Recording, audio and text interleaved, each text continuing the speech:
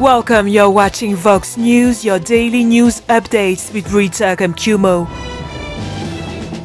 Our headlines today: Ghana's Supreme Court dismisses opposition leader John Mahama's request for a rerun of the December 2020 elections won by President Nana Akufo-Addo. Zimbabwe approves the use of an Indian COVID-19 vaccine, becoming the first African country to do so.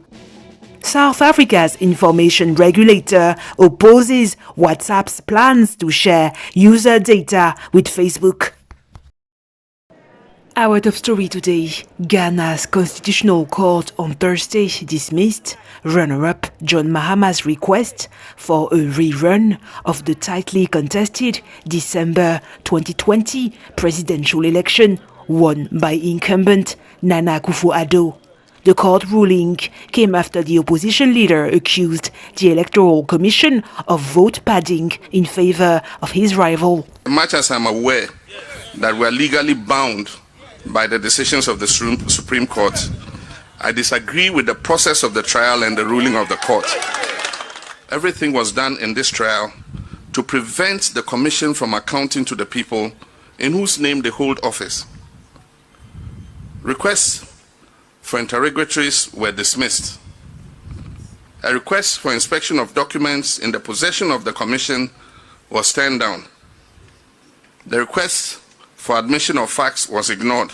This is a clear stab in the heart of transparency and accountability to the sovereign people of Ghana, but also on our nation's electoral system, which has deepened the grave doubts harbored by many Ghanaians about the true outcome of the December 2020 presidential elections. The refusal to account to Ghanaians further sets the worrying precedent. And I do really worry about this dangerous precedent that may allow other heads of state institutions to adopt an approach of opacity and non-accountability in their work, just because they know they can rely on unconvincing interpretations of our laws to shield them from scrutiny in the near future when they are held to account. Ghana's Supreme Court ruled that Mahama's allegations of vote padding were not proved by credible evidence and dismissed the petition as having no merit. On the health front in Kenya, President Uhuru Kenyatta visited on Thursday the Nairobi National Vaccine Depot, where the country's first delivery of coronavirus vaccines is kept in cold storage. We are standing here today barely a few weeks after the most developed countries and beginning our own process of vaccination, whereas previously we would probably have had to wait for years and years while the rest of the world was moving ahead. This time round, because of the proactive nature that we adopted, because of working together as an African continent, we are barely weeks behind the rest of the world. And I think this is the spirit that we in Africa must continue to adopt until we overcome this disease. This Friday, the East African country started vaccinating healthcare workers against COVID-19 after receiving just over 1 million doses of the AstraZeneca vaccine under the Global Vaccine Procurement Scheme, COVAX. Zimbabwe announced on Thursday that it had approved the use of an Indian COVID-19 vaccine called Covaxin, becoming the first country in Africa to sanction the jab. According to Zimbabwean health authorities, India donated 75,000 doses of Covaxin to the southern African country. Zimbabwe also vowed to buy more of the vaccine developed by Bharat Biotech and approved by India.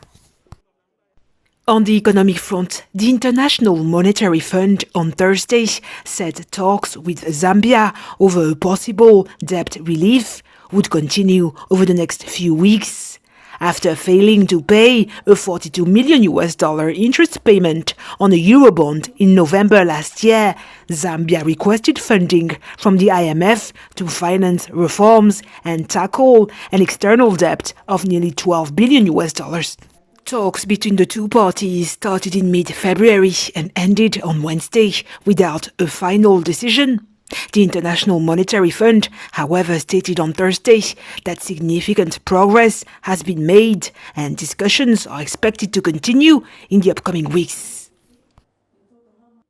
South Africa opposed WhatsApp's plans to share user data with Facebook after the messaging app asked all its users to accept new terms, allowing it to share more private information with its parent company for advertising and e-commerce purposes.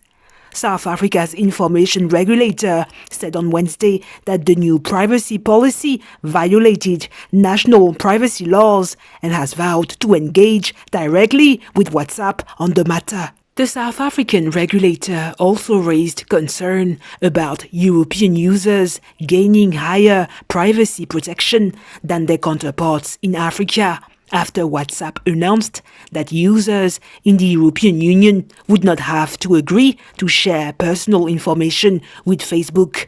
Non-European users, meanwhile, were forced to accept its revised terms by the 15th of May, or risk being partially cut off from the messaging app. In Nigeria, the 279 schoolgirls released by kidnappers this week reunited on Wednesday with their families after 3 days of captivity upon their arrival in the northwestern village of Jangebe in Zamfara state. We came along with security personnel to hand over these children on behalf of the governor to the emir, who will in turn hand them over to their parents. It is infuriating for them to say they had to finish their speeches before handing over our children to us. This is outrageous. They know the roads are dangerous, but they didn't care. If we leave late and are kidnapped with our daughters again, the girls' rescue will make no sense. I didn't cry when the girls were kidnapped. I kept praying, but I could not hold my tears when I saw them today. If my parents say I should go back to the school, I will go back. And if they say I shouldn't, I will not. The female pupils at the government secondary school were kidnapped last Friday from their hostels by gunmen, locally referred to as bandits. President Muhammadu Buhari has hailed the girls' release, promising tougher action against criminal gangs who recently stepped up mass kidnappings in central and northwestern Nigeria. On the international scene, European Union chief Ursula von der Leyen this Thursday in Brussels said that women must be at the center amid plans to recover from the coronavirus pandemic. Later this year, we will propose new legislation to fight violence against women. This has become even more urgent because of the lockdowns. Living free from fear and violence is a basic human right. And we must ensure adequate protection for all women in all European countries, online and offline, and especially at home. Women must be at the center of the recovery. This is a clear requirement for all national recovery plans. Next Generation EU will finance good jobs for women and men alike. It will invest in quality education for girls and women, including scientific education.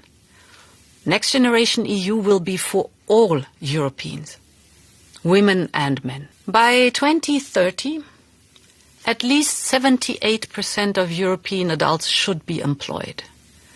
And this can only be achieved by having more women in the labor market. But to do this, we need to make progress on work-life balance, ensuring parental leave for mothers and fathers, investing in childcare in good schools, and indeed creating a child guarantee so that all parents from all social backgrounds can send their kids to childcare and school. Von der Leyen added that she will continue to work for what she called a gender-balanced Europe. Last but not least, a luxury railway route in South Africa linking the coastal city of Cape Town with the interior capital city, Pretoria, became a sweet escape for some people during the coronavirus pandemic. The 2-day trip aboard the so-called Blue Train is well known for its 5-star service, made affordable to South Africans during the pandemic due to declining prices. A lot of people had it on their bucket list, but for the general public of South Africa, it was beyond their scope. And now that we had COVID and the borders were closed, we've made it accessible to the general public for South Africa. And the locals have grabbed it with pleasure. They've really taken to it and we've had a great response. Well, we have a business in Cape Town and we like traveling down there or back to Pretoria where we actually live. And then when we get to Cape Town, we are totally relaxed because this is what the train does to you. You relax, you enjoy good food, good wine, good company. This coach is really a big advantage for the Blue Train, because if you sit in your suite, you can't really see what's going on. But here you can look that side, you can look backwards, you can see anything you want to see. You've seen it 1,000 times, but I will never get tired of the view. It is when the morning is broken. If I could do it once every year, wow. You know, this year I do the Cape Town Pretoria. Next year I do the Pretoria Cape Town. You know, just to spice my life. High-profile personalities such as American music producer Quincy Jones, British model Naomi Campbell, and Nelson Mandela himself have stepped on board the luxurious Blue Train. That's it for today. Thank you for watching Vox News.